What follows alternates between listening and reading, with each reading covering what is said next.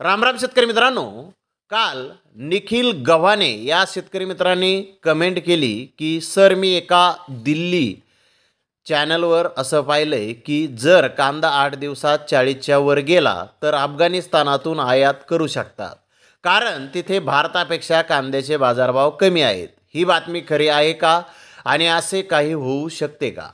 आणि त्यानंतर पुन्हा अनिल चव्हाण या शेतकरी मित्रांनी कमेंट केली की सर कांदा आयात होणार आहे असे ऐकले आहे, खरं आहे का?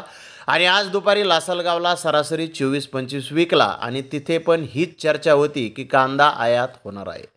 तर मित्रांनो, यावरून आपल्या लक्षात आलं असेल की काल दिल्लीतील एक यूट्यूब चॅनलवाल्याने असं सांगितलं की कांदा 8 दिवसात 40च्या वर गेला तर अफगाणिस्तानातून आयात करू शकतात, कारण तिथे भारतापेक्षा कांद्याचे बाजारभाव कमी आहेत.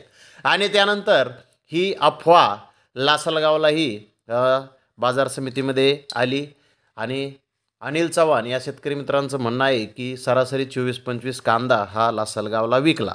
तर मित्रांनो, मला या दोन कमेंटवरती आपल्याला एकच म्हणायचं आहे की मित्रांनो, यावर्षी कांद्याचे बाजारभाव जूनमध्येच सरासरी 25 ते 30 रुपयापर्यंत भाव आपल्याला मिळत आहे.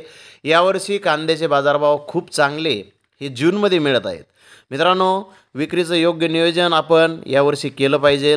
यावर्षी कांद्याचे बाजारभाव जूनमध्ये जर चांगले आहेत तर पुढे नक्कीच कांद्याचे बाजारभाव हे चांगले असणार आहेत. आणि मित्रांनो, या अशा प्रकारच्या अफवावर आपण अजिबात लक्ष देऊ नका. अशी अफवा आपण एकमेकाला फॉरवर्ड हे व्हिडिओ करू नका. मित्रांनो, सरकार काय करेल ते करेल, कांदा आयात करेल की नाही करेल हा पुढला विषय आहे. आणि जरी केला तरी माझा तरी अनुभव आहे की इथून मागे सरकारने कांदा आयात केल्यानंतर कसला बाजारभावावर काही खूप परिणाम झालेला नाही, कारण भारतासारख्या मोठ्या देशाला कोणताच देश कांदा हा पुरवू शकत नाही. आणि त्यामुळे ही अफवा आपण शेतकऱ्यांनीच फॉरवर्ड करायला नको. काही फरक पडत नाही. कांदा हा कुठून आयात झाला तरी आयातीचा प्रश्न हा तर लांबच आहे, सरकार करेल की नाही करेल. परंतु जरी झाला, कांदा आयात कोणत्या वेळेस होत असतो? ज्यावेळेस आपल्याकडे कांदा कमी पडतो त्यावेळेस सरकार कांदा हा आयात करत असतं. सध्या तरी आपल्याकडे कांदा भरपूर प्रमाणामध्ये बाजारपेठेमध्ये येत आहे, त्यामुळे सध्या तरी कांदा आयातीची काही शक्यता नाही. आणि जरी आयात झाला तरी इथून मागे आपण पाहिलेलं आहे की जास्त काही फरक हा बाजारपेठेवर पडलेला नाही. त्यामुळे आपण शेतकरी मित्रांनीच अशा अफवापासून दूर राहा.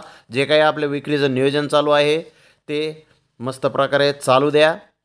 आणि मित्रांनो, या कमेंटवरती या प्रकारावरती आपल्याला नेमकं काय वाटतंय कमेंट बॉक्समध्ये आपण त्याची माहिती ही नक्की टाका, जेणेकरून इतर शेतकरी मित्रांनाही त्याचा फायदा होईल. तर धन्यवाद मित्रांनो, आपण माझा व्हिडिओ शेवटपर्यंत पाहिल्याबद्दल. व्हिडिओ आवडल्यास लाईक करा, शेअर करा.